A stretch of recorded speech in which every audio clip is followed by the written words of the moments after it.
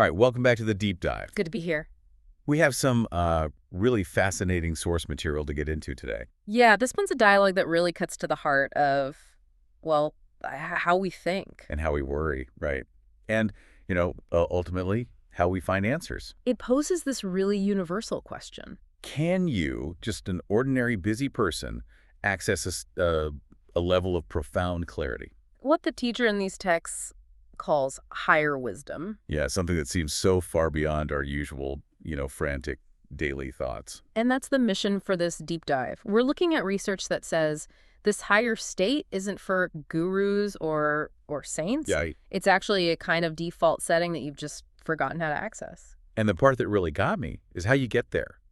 It's so counterintuitive. It is. The instruction is that it takes less searching. Less intellectual effort, not more. Exactly, provided, the right internal conditions to create. I think that's why this source material it hits so hard. We're always told the solution is to work harder, read more, find some complex system outside of ourselves. But this teacher is really adamant. The door to that clarity, it's already inside you. You just need the key. Yeah. And that key, well, it opens the door from the inside. Okay, so let's start where the student in the dialogue started. Yeah, with that feeling of frustration that I think we all know. He feels that there's a calmer, more insightful version of himself. A higher version. But it feels locked away. It's inaccessible right when he needs it the most. He can sense the potential, but he just can't grab it. So what's blocking it? That's the question.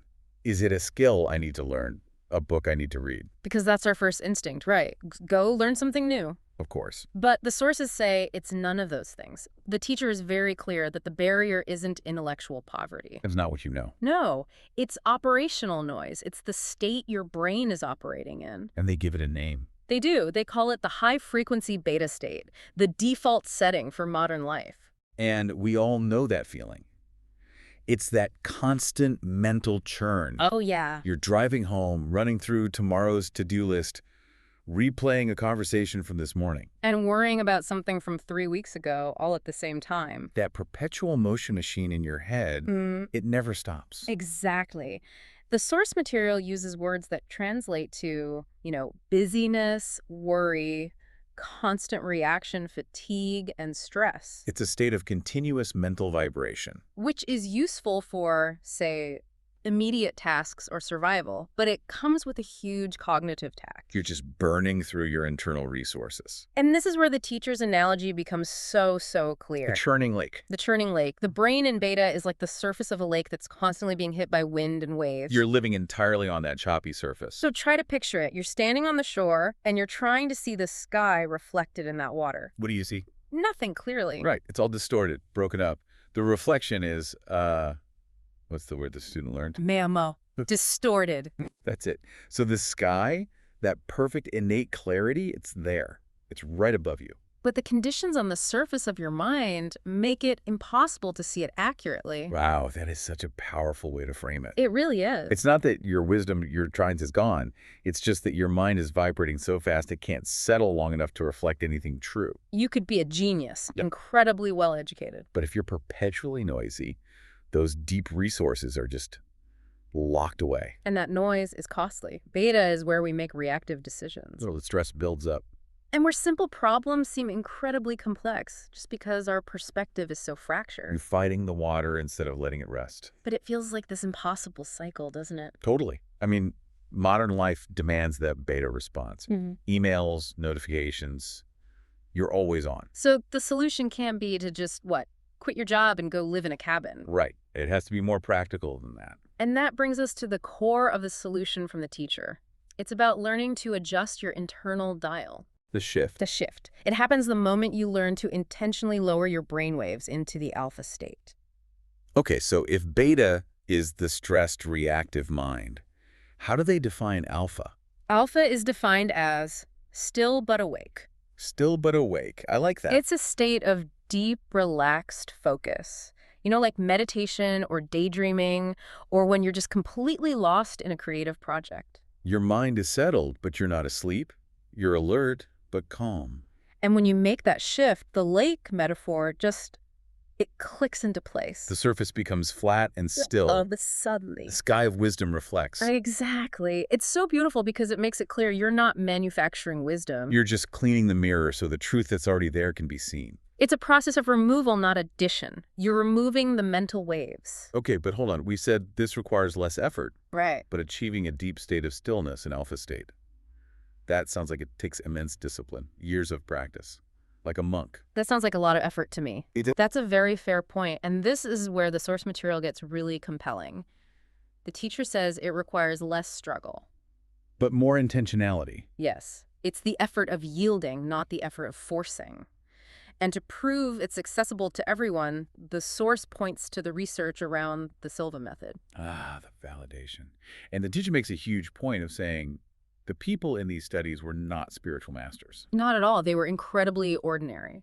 The list is amazing. It really is. Physicists, people defined by their analytical, external search for truth. Teachers, taxi drivers, homemakers, students. Psychologists, retirees, people dealing with everyday problems. Deadlines, bills, family drama. They were looking for practical solutions, not just enlightenment. So what did these ordinary people actually experience when they got into the alpha state? And how fast did it happen? Because that's the key for anyone listening who needs something that works now. Well, the results they reported were, honestly, astonishing. Sudden, unexpected clarity. Consistently. They'd sit down, enter alpha, and an answer to a problem they'd struggled with for years Intellectual, relational, whatever. would just emerge, fully formed. And a deep, profound peace, even while they were thinking about these complicated problems. Let's make that more concrete. Imagine that physicist. Okay. He spent 5 years on one equation, stuck on a single variable. He learns to enter alpha, and within 20 minutes, The answer just arrives. it arrives, not as a calculation he forced, but as a deep spatial understanding. Or the homemaker with that impossible family scheduling crisis. In the stillness, the perfect, elegant solution just crystallizes. It's insight that bypasses logic. But here is the most crucial, the most staggering detail of all. The timeline. These profound shifts, this touch of higher wisdom. It was often achieved within the first 30 minutes of practice. 30. Minutes. That just shatters the myth that this stuff takes decades of struggle. It completely supports the teacher's main point. The wisdom was never absent. It was never something you had to earn. It was just waiting for the noise to die down enough for it to come through. And that connects directly back to the student's big realization. He says, I wasn't lacking intelligence. I only lacked the degree of stillness required for wisdom to appear. That distinction is so critical, separating intelligence from wisdom. Intelligence is about acquiring and applying knowledge externally. Right. But wisdom, in this model, is the ability to receive and reflect internal truth.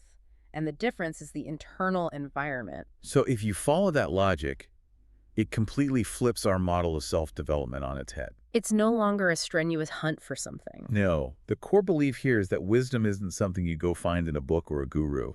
It's something you just turn back and recognize within yourself. It's a process of returning home, not setting out on some long, difficult voyage. And the actions for this return are described as these simple acts of yielding, not forceful searching. Okay, what are they?